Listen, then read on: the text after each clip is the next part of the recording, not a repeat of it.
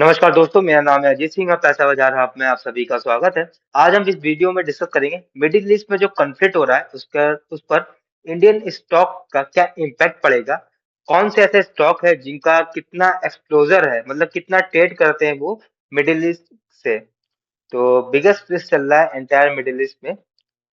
एक major trade hub था India के लिए जो कि इस समय रिस्क पर है। तो बहुत सारी कंपनीज की हाईएस्ट अर्निंग रिस्क बना हुआ है।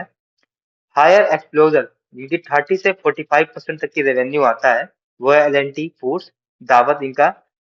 यहाँ पर ये लोग हैवी बासमती एक्सपोर्ट करते हैं। KRBL, Indian Gates, strong presence है यूएई में, कुवैत में, कतर में।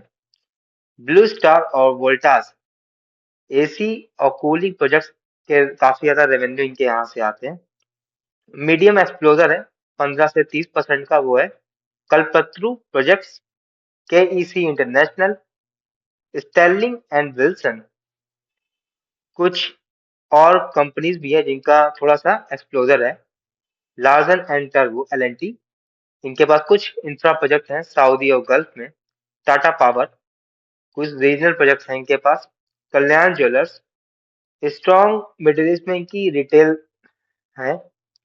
तो बात करें, प्रोजेक्ट डिले हो सकते हैं, पेमेंट साइकिल अटक सकती है, लोअर डिमांड हो सकती है, करेंसी का भी इशू हो सकता है।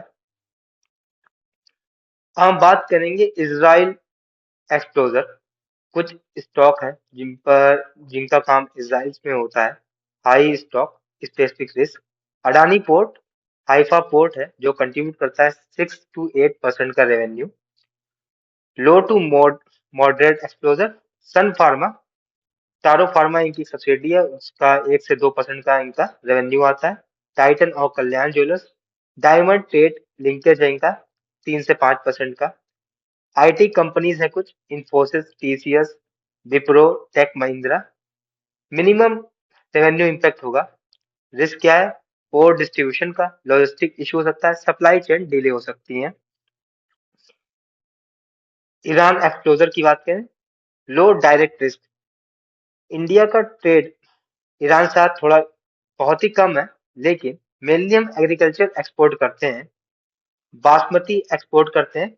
KRBL, L and T food, GRM overseas, Chaman Lal, Sethia, जो कि रेवेन्यू कंट्रीब्यूट करते हैं ईरान से बहुत ही कम, 3% से भी कम।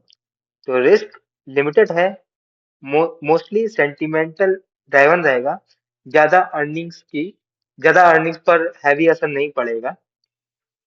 फाइनल टेक ओवर कर ले लें तो हायर रिस्क है कंपनीज पर जो कि लार्जली डिपेंड है गल्फ कंट्रीज पर रेवेन्यू के लिए। 30 से 40% उन पर ज्यादा असर होगा। और स्टॉक स्पेसिफिक की बात करें, अडानी पोर्ट्स, क्योंकि इनके पास हाइफा का एसेट्स है इजराइल की, तो यहाँ पर ज्यादा हमारा डायरेक्ट रिस्क नहीं है ईरान के साथ, क्योंकि हम बहुत ही कम एक्सपोर्ट करते हैं। इस वजह से ओवरऑल इम्पैक्ट की बात करें, सेंटिमेंट पे ज्यादा डिपेंड करता है। ऑयल प्राइसेस भी ऊपर जाएंगे, ट्रेड फ्लो थोड़ा सा डिफिकल्ट हो जाएगा, क्योंकि जब कुछ कॉन्फ्लिक्ट होता है तो ट्रेड रूट कुछ अपनी कंट्रीज के आसपास के बंद कर देते हैं, और ईरान एक बहुत ही इंपॉर्टेंट जियो पॉलिटिकल लोकेशन पे है, जिसकी वजह से हो सकता है कुछ कमोडिटीज पर, कुछ स्पेसिफिक चीजों पर वो रूट पर पाबंदी लगा दे, और थोड़ा सा इन्फ्लेशन बढ़ रहा है। तो ये वीडियो हमारी सिर्फ और सिर्फ एजुकेशनल पर्पस के लिए थी, कोई भी बाई सेल की रिकमेंडेशन नहीं है। कोई भी निवेश करने से पहले अपने वित्तीय सलाहकार से बात करें। अगर वीडियो पसंद आया तो लाइक करें, शेयर करें, सब्सक्राइब करें। धन्यवाद।